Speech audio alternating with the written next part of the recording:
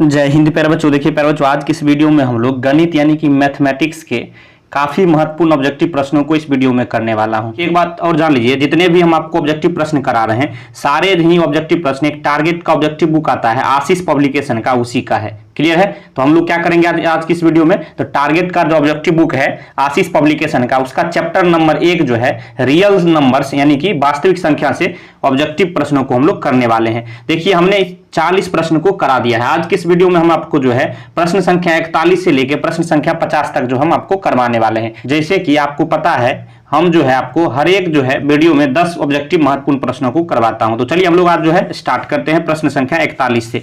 देखते रहिएगा, आपको मजा आने वाला है। पर बच्चों देखिए 41 प्रश्न क्या कह रहा है, प्रश्नों को जरा गौर से पढ़िए। कह रहा है कि 2, 10 और 20 के लॉसों और मौसों का अनुपात है। देखिए यह प्रश्न जो है 2020 के मैट्रिक बोर्ड परीक्षा में आपको पूछा गया है। तो चलिए हम लोग समझते हैं कैसे इसको बनाना है। देखिए पहले बच्चों प्रश्न संख्या क्या है, 41 है।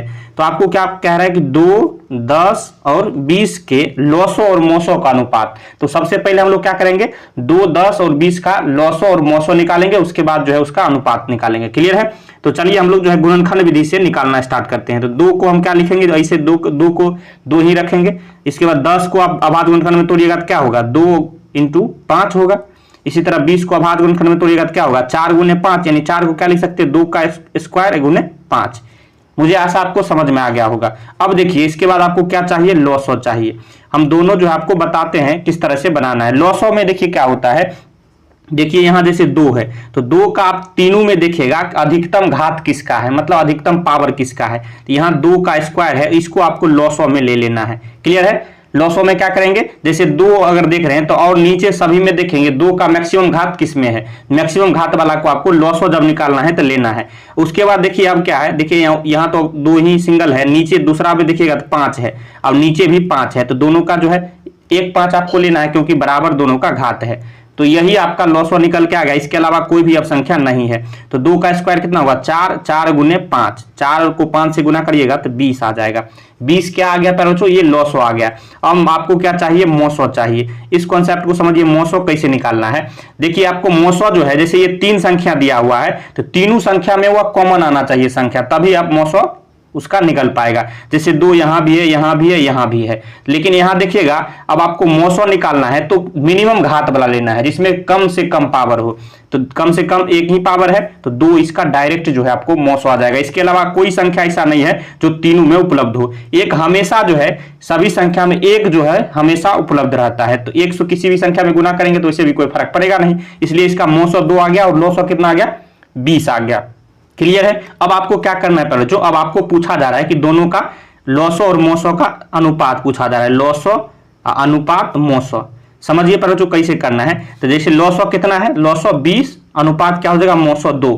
अब देखिए 20 और 2 यहां काट भी सकते हैं आप, मिनिमम इसको जितना हो उतना काट सकते हैं। जैसे 2 से कितनी, 10 में 10 अनुपात 1 आ जाएगा। देखिए 20 क्यों काटे, 20 अनुपात 2 का मतलब होता है 20/2। तो 20 में 2 से भाग देंगे तो ये कटेगा ना, 10 और नीचे 1, तो 10 अनुपात 1 इस तरह से आप लिख सकते हैं। ये समझाने के लिए है। ये जो है रेशियो जो दिया होता है, अनुपात जो है एक तरह से बट्टे में होता है। क्लियर है? इसलिए इसका सही आंसर क्या हो गया, 10 अनुपात 1। ऑप्शन में देखिएगा तो 10 अनुपात 1 आपको ऑप्शन नंबर बी दिया गया था, बिल्कुल सही हो जाता। क्लियर है? समझ में आ गया पर बच्चों? अब चलिए प्रश्न संख्या 42 की ओर हम लोग चलते हैं। ध्यान से देखते जाइएगा, मजा आपको आने वाला है। देखिए पर बच्चों यह प्रश्न जो था बहुत ही आसान था, लेकिन कुछ ऐसे भी बच्चे होइएगा जिसे यह प्रश्न जो है नहीं बना होगा आपसे, तो आपको टेंशन नहीं लेना है। आपको बस इस चैनल को सब्सक्राइब करके रखना है और जैसे जैसे मैं आपको वीडियो आपको डालता जाऊंगा सभी को आपको सिर्फ देखना है। क्लियर है? अगर देखते जाइएगा तो एक समय ऐसा आएगा कि ऐसे प्रश्नों को आप मुंह से बना दीजिएगा डायरेक्ट, मैं आपको दावा देता हूं। क्लियर है? तो समझ गए, आपको इस चैनल को सब्सक्राइब कर लेना है और सभी वीडियो को देखते चलना है। मैं आपको आसान भाषा में सभी मैथ्स को समझा दूंगा। अब देखिए प्रश्न 42 पर हम लोग चलते हैं। कह रहा है कि सबसे छोटी भाज्य संख्या और सबसे छोटी अभाज्य संख्या का मौसों कितना होगा। बच्चों समझिए, भाज्य संख्या किसे कहते हैं, अभाज्य संख्या किसे कहते हैं, इस दोनों कॉन्सेप्ट को आप आसानी से समझिए। तो भाज्य संख्या वह संख्या जो एक और स्वयं के अलावा किसी अन्य संख्या से विभाज्य हो। क्या कह रहे हैं, वह संख्या जो एक और स्वयं वही संख्या के अलावा किसी अन्य संख्या से भी विभाजित हो, उसे हम लोग क्या कहते हैं, भाज्य संख्या कहते हैं। जैसे कि आप मान लीजिए सबसे छोटी भाज्य संख्या क्या होगा, देखिए 4 होगा। क्यों होगा पर बच्चों, समझिए इस बात को। 4 जो है किस किस से विभाजित है, 1 से विभाजित है, 2 से विभाजित है और स्वयं वही संख्या मतलब स्वयं 4 से भी विभाजित है। तो हमने क्या परिभाषा बताया, एक और स्वयं वही संख्या के अलावा किसी एक अन्य संख्या से भी विभाजित होना चाहिए। तो सबसे छोटी संख्या 4 जो है ये भाज्य संख्या है। अब अभाज्य संख्या क्या होता है, वैसी संख्या जो एक और स्वयं के अलावा किसी भी अन्य संख्या से विभाजित नहीं होना चाहिए। इसका जस्ट उल्टा है पर बच्चों। तो यहां देखिए सबसे छोटी जो है भाज्य संख्या क्या होगा, 2 ही आपको सबसे छोटी अभाज्य संख्या होगा, क्योंकि 2 जो है 1 से विभाजित है और स्वयं 2 से विभाजित है। क्लियर है, आपको समझ में आ गया होगा। भाज्य संख्या और अभाज्य संख्या दोनों एक दूसरे का रिवर्स होता है, विपरीत होता है। तो यही आपको पूछा जा रहा था कि 2, ये तो देखिए भाज्य संख्या सबसे छोटी 4 हो गया और सबसे छोटी अभाज्य संख्या 2 हो गया। तो 2 और 4 का आपसे पूछा जा रहा है कि इसका मौसो कितना होगा। आप खुद बता सकते हैं, भाग विधि से भी मौसो दे सकते, भाग विधि से मौसो निकाल सकते हैं। तो छोटे वाला को बाहर रखते हैं, बड़े वाला को अंदर। तो 2 दूनी 4। अब देखिए यहां जो है आपको 2 क्या निकल के आ गया, 2 जो है आपको मौसो निकल के आ गया। क्यों निकल के आ गया, जिससे हम भाग देते हैं, अगर पूरा पूरी कट जाता है यानी कि शेष 0 आ जाता है तो वही जो है आपको मौसो हो जाता है। तो यहाँ प्रश्न संख्या 42 आप आसान भाषा में समझ गए होंगे। ऑप्शन बी यहां आपको लगा देना है, इसका मौसो 2 हो जाएगा। हमेशा आप याद ही रख लीजिए कि सबसे छोटी भाज्य संख्या और सबसे छोटी अभाज्य संख्या का मौसो जो है आपको 2 होता है। क्लियर है, क्लियर है बच्चों, समझ में आ गया। अब चलिए हम लोग चलते हैं अगले प्रश्न की ओर। देखिए प्रश्न जो है 43 की ओर हम लोग चलते हैं। देखिए प्रश्नों को जरा पढ़िएगा। कह रहा है कि 2 लगातार संख्याओं का मौसो है। तर बच्चों काफी ये महत्वपूर्ण प्रश्न है। देखिए ये प्रश्न 20 में 21 में 2 बार आपके फाइनल मैट्रिक बोर्ड परीक्षा में पूछा जा चुका है। तो याद रखिएगा 2 लगातार संख्याओं का मौसो जो है हमेशा 1 आएगा। क्या आएगा, हमेशा 1 आएगा। एग्जाम्पल से आप समझ लीजिए, इसका ऑप्शन बी बिल्कुल सही हो जाएगा। एग्जाम्पल से समझ लीजिए, जैसे 2 लगातार संख्या, जैसे 1 और 2 हम ले लेते हैं। आपका मन है 5, 6, 10, 11 कुछ भी ले सकते हैं, आपका मन है, आप पर डिपेंड करता है। लेकिन एग्जाम्पल हम छोटा ही लेके आपको समझा देते हैं।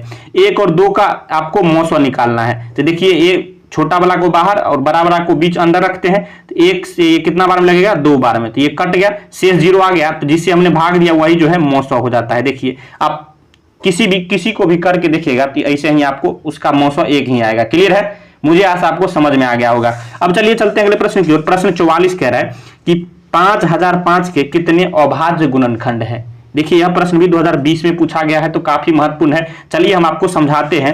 प्रश्न संख्या 44 को कितना दिया हुआ है बच्चों, 5005। इसको क्या कर लेंगे हम लोग, अभाज्य गुणनखंड में तोड़ेंगे। देखिए यह 2 से तो लगेगा नहीं, ना ही 3 से लगेगा, ये डायरेक्ट 5 से लगेगा। कितनी बार में, 1001 बार में।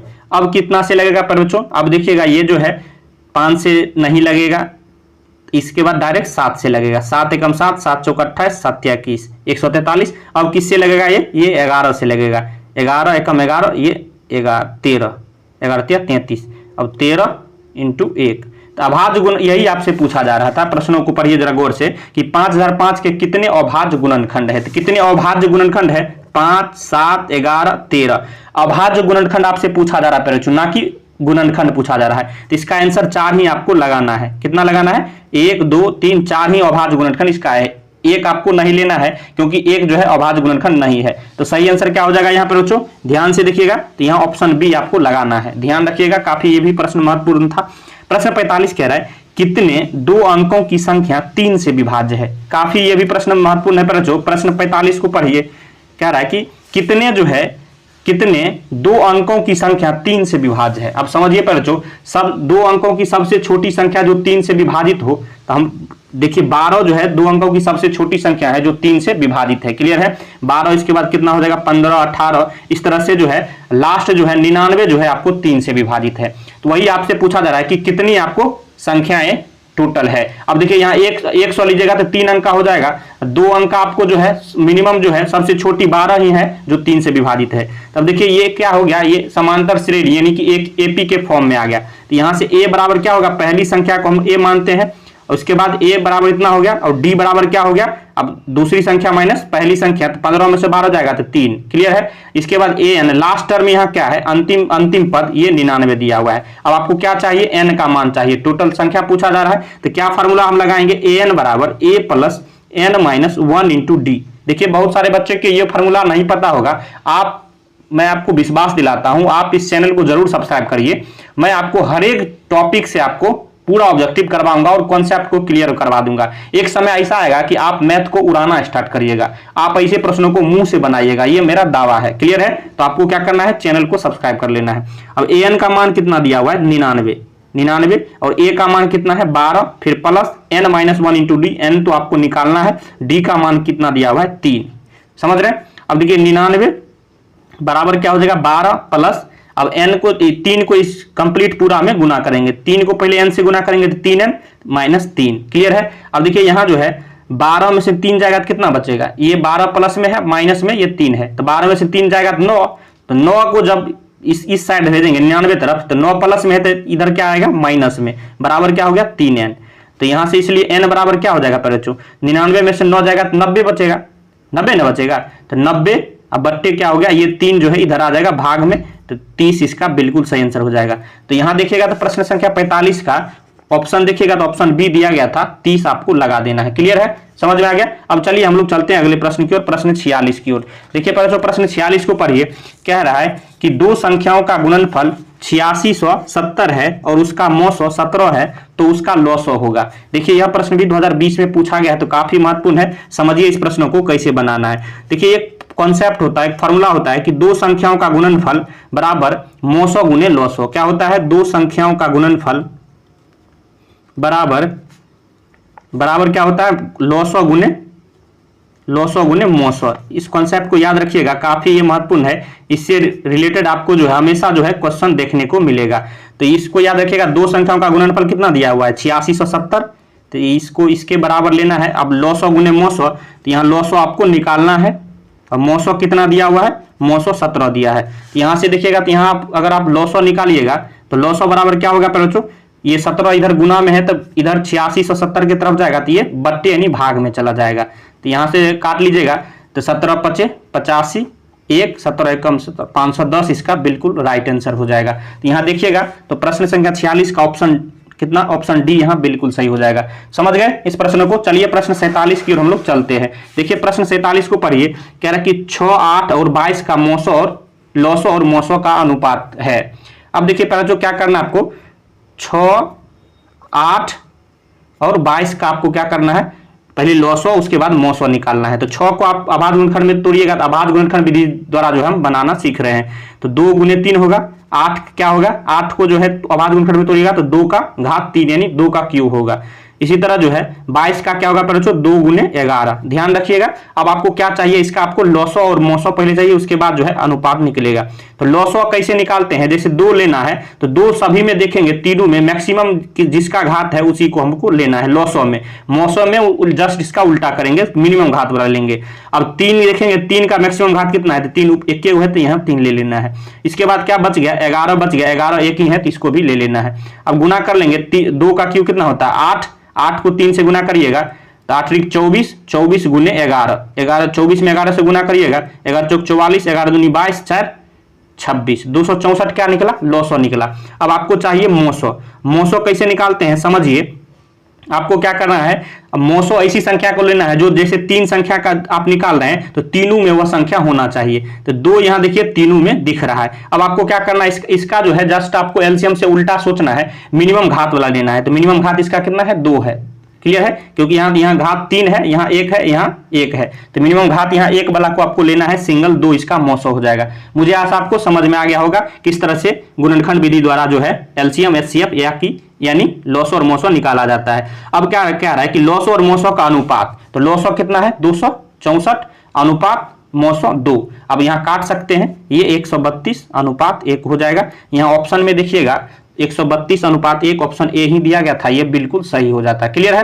प्रश्न 48 की ओर हम लोग चल रहे हैं। कह रहा है कि 96 का अभाज्य गुणनखंड क्या होगा। 96 का क्या पूछा जा रहा है कि अभाज्य गुणनखंड कैसे निकालते हैं अभाज्य गुणनखंड। तो 2 से हम लोग लगाएंगे, कितनी बार में कटेगा 48 बार में, 2 से लगाएंगे ये 24 बार में, 2 से फिर से लगाएंगे ये 12 बार में, 2 से लगाएंगे ये 6 बार में, जब तक 2 से लगते जाएगा लगाते जाएंगे।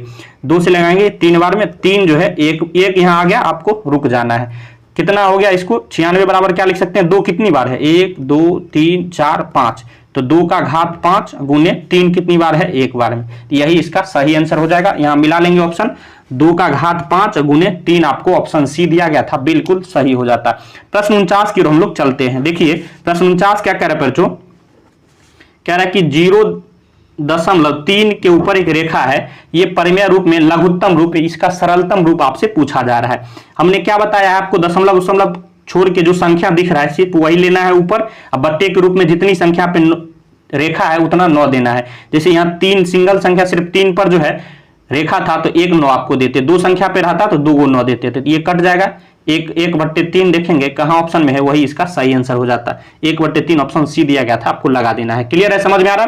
प्रश्न जो है 50 की ओर हम लोग चलते हैं। देखिए क्या कह रहा है बच्चों कि 7 + 3√2 है, क्या है, ऑप्शन ए है परिमेय संख्या, ऑप्शन बी है अपरिमेय संख्या, ऑप्शन सी है भिन्न संख्या और ऑप्शन डी क्या है, पूर्णांक। समझिए बच्चों, देखिए यहां जो है जिसका वर्गमूल जो है आपको सिंपल साधारण संख्या में नहीं आए वह क्या होता है, अपरिमेय संख्या। जैसे रूट वाला संख्या, जैसे √2 का मान क्या आएगा, ये दशमलव में 1 4 1 इस तरह से आते जाएगा, तो ये जो है अपरिमेय संख्या है। जैसे √4 यहां रहता, जैसे √2 का मान ये, √4 का मान देखिए साधारण मान 2 निकल के आ गया, तो ये परिमेय संख्या हो जाता है। जब अपरिमेय संख्या रहे, जब अपरिमेय संख्या से कोई भी संख्या से गुना करिएगा या फिर जोड़िए घटाइएगा, वह जो है पूरा अपरिमेय ही रहेगा। इसका मतलब क्या होगा, इसको सही आंसर क्या हो जाएगा, ऑप्शन बी। इस तरह से पहचानने का हमने आपको बहुत ही आसान तरीका बता दिया है कि अपरिमेय संख्या में कुछ भी जोड़िए घटाइए, आपको वह जो है अपरिमेय संख्या ही रहेगा। तो ऑप्शन बी यहाँ 50 क्वेश्चन का ऑप्शन बी आपको लगा देना था। क्लियर है। तो इस तरह से हमने आपको 10 ऑब्जेक्टिव प्रश्न ऐसे कराए हैं जो कि आपके मैट्रिक बोर्ड परीक्षा में बार बार पूछे जाते हैं। वीडियो आपको कैसा लगा है कमेंट बॉक्स में जरूर बताना। वीडियो आपको पसंद आया तो लाइक करिएगा, चैनल पर नए हैं तो सब्सक्राइब कर लीजिए, क्योंकि इस तरह का महत्वपूर्ण वीडियो आपको हमेशा मिलता रहेगा। वीडियो देखने के लिए धन्यवाद, मिलते हैं नेक्स्ट वीडियो में, तब तक के लिए जय हिंद जय भारत।